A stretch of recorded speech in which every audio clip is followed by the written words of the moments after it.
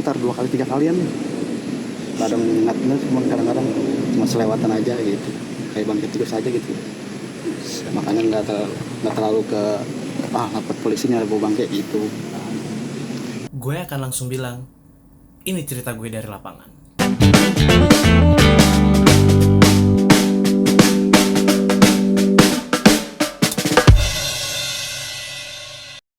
Hari itu gue dikabarin sama produser gue untuk mendatangi salah satu TKP penemuan tulang belulang mayat di Cinere, Depok. Penemuan tulang belulang itu seketika jadi heboh ya, karena waktu itu pas ditugasin gue langsung seketika berpikir, oh ini kasus tuh kayak waktu kejadian di Kalideres pada tahun 2022. Tahu kan kalian tuh kasus yang rame karena satu keluarga mayat itu ditemuin di dalam rumah membusuk gitu aja. Jadi kasus di Cinere ini mayatnya berjumlah dua, yaitu seorang ibu dan anak. Inisialnya GAH untuk ibu dan DAW untuk anak. Dan mayat ini ditemukan oleh polisi itu dalam bentukan rusak dan tinggal tulang belulang. Ya, kompas.com, saya sekarang berada di TKP di Cinere, Depok, di mana tepatnya di perumahan Bukit Indah Cinere, yang dimana di sini ditemukan dua mayat yang dalam keadaan rusak dan membusuk sejak Kamis kemarin. Dan saya sekarang sedang berada di depan rumahnya, dan seperti inilah situasi terkini di depan rumah di mana mayat tersebut ditemukan. Dan saat ini juga inilah merupakan kondisi rumahnya. Rumah berlantai 2 ini hanya dihuni oleh 3 orang, yang dimana mereka semua sekeluarga, dan kemarin mayat dari ibu dan anak itu ditemukan di dalamnya. Gue sampai itu ya gitu kondisinya. Rumahnya kosong, udah digaris polisi, dan terlihat seperti rumah yang gak terawat gitu ya. Kalau dari keterangan polisi sebelumnya, selain mayat yang ditemukan, ada surat yang berisikan nomor telepon dan nama.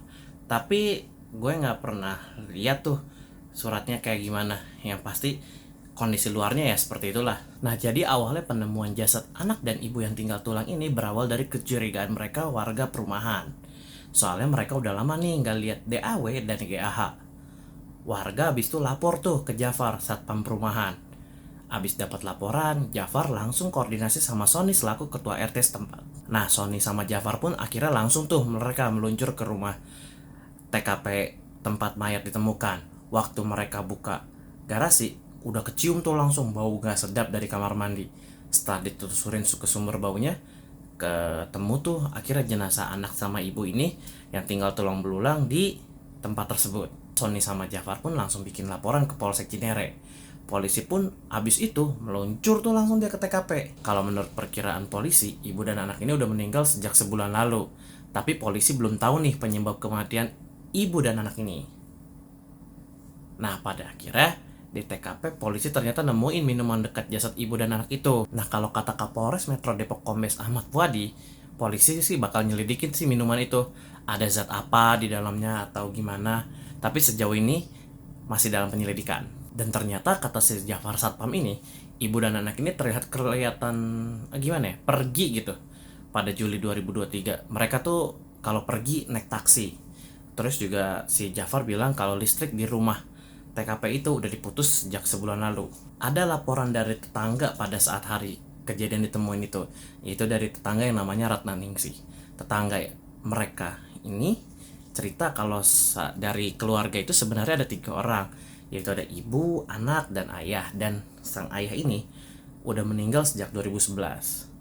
Kalau katanya sih ayahnya meninggal karena sakit. Gue lanjut itu wawancara tetangga yang lain, namanya Pak Toto. Dia bilang kalau keluarga penghuni rumah itu juga bukan orang yang sering sosialisasi gitu, nggak ngobrol lah. Bahkan keluarga itu juga kalau keluar paling kalau nggak beli makanan ya buang sampah, udah 2 itu aja. Tapi ada satu lagi yang lebih aneh dari keterangannya Pak Toto, yaitu keluarga ini yang tinggal 2 orang kalau keluar pasti hanya hari Kamis.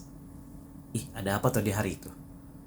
Ceritakan sosok almarhum ini semasa hidupnya seperti apa sih, bertetangga di sini maksudnya? Almarhumah ini tidak pernah saya lihat berkomunikasi dengan tetangga kiri ataupun kanan. Jadi eh, saya melihat dia itu saat membuang sampah saja. Jadi setiap hari dia membuang, bukan setiap hari ya, pada hari-hari tertentu dia membuang sampah. Dari saat itu, kalau kebetulan saya lihat ya saya lihat gitu. Pak, sebenarnya berapa banyak sih orang yang tinggal dalam rumah ini, dan kan ditemukan oleh polisi hanya 2. Total berapa banyak yang Bapak tahu, dan sudah berapa lama mereka tinggal di rumah ini?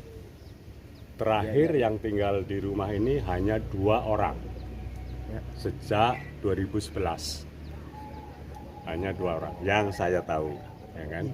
Yang saya tahu hanya 2 orang saja. Tadinya merupakan keluarga utuh ya? Sebelum itu keluarga utuh sebanyak 3 orang, suami, istri, dan anak. Ya. Suami meninggal tahun 2011. Jadi sudah sekitar 12 tahun yang lalu. Ada informasi profesi dari sang suami apa? Atau istrinya juga bekerja kan? Profesi pastinya saya tidak tahu, tapi apa yang suaminya dulu sampaikan itu ya usaha sendiri gitu aja. Ya pemahaman saya usaha sendiri itu pengusaha lah gitu ya. Tapi saya nggak tahu usahanya apa. Sebelum kejadian ini ada Bapak pernah lihat ada orang lain berkunjung nggak ke rumah ini? Keluarganya misalnya? Tidak pernah. Jadi saya tidak pernah melihat ya. Tidak pernah melihat. Dan untuk aktivitas sehari-harinya seperti apa sih Pak? Itu aktivitas sehari-hari ya tertutup seperti ini, kecuali saat membuang sampah atau mungkin beli makanan, ya kan, itu aja. Kalau kemarin kan keterangan dari security itu keluarga ini kerap keluar setiap hari Kamis Pak. Bapak tahu nggak Pak sebenarnya hari Kamis itu mereka kemana dan apa yang dilakukan? Ya, memang secara persisnya saya tidak tahu, tapi memang saya sering melihat beliau naik ke taksi. Ya. Tapi kan saya tidak melihat terus-menerus karena rumah saya 5 rumah dari sini, ya. Jadi naik taksi tujuannya kemana saya tidak tahu. Tetapi yang saya tahu taksinya selalu Bluebird, itu aja. Pak, kan yang aktivitas yang terlihat itu kan kayak cuman buang sampah terus sekedar belanja makanan. Nah itu tuh terakhir kali terlihat seperti itu tuh kapan sih Pak? Saya melihat secara fisik kira-kira 2 bulan lalu lah. Kira-kira ya. Setelah itu nggak pernah ada keluar Ya itu lagi. karena dia membuang sampah di depan rumah saya, jadi saya tahu. Setelah wawancara Pak Toto, gue juga nanya-nanya ke kurir yang sering antar paket ke perumahan itu. Dia sih cerita beberapa kali mencium bau tak sedap dari rumah ibu dan anak itu. Abang ngiranya bangkit tikus? Ya bangkit tikus aja sih. Berarti nggak tahu ya Bang kalau asal baunya itu dari rumah ini? Nggak tahu sih, pas tahu udah rame di sini aja pas nganter. Makanya ini rumah kosong berarti? Iya, soalnya nggak pernah ada paket, paling di sebelahnya aja ada paket. Kalau di sebelah-sebelahnya berarti sering ya Bang, hampir setiap hari? Hampir setiap hari. Sebelum ada penemuan mayat Bang, pernah ngeliat nggak Bang? Maksudnya mungkin penghuni rumah keluar apa gimana? Kan hampir setiap hari nganter. Nggak pernah sih, hampir nggak pernah. Kira-kira emang kayak rumah kosong, doang. Kadang kayak gini kan, rumah kosong. Tapi pernah nggak abang nganter paket ke rumah ini? Mungkin dulu pernah, udah lupa juga kan paket banyak sih tuh. Kalau nganter paket kan banyak, lupa juga sih. Mungkin udah pernah, cuman mungkin udah 2 tahun ke belakang gitu.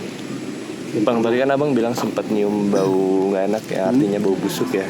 Sempat abang laporin nggak sih Bang ke petugas keamanan setempat gitu? Enggak sih, ya kira saja gitu aja. Bangkit tikus mah udah biasa lah, bangkit tikus sih gitu. Karena saya nggak lagi lapor, takutnya kan lapor kayak gini malah gitu.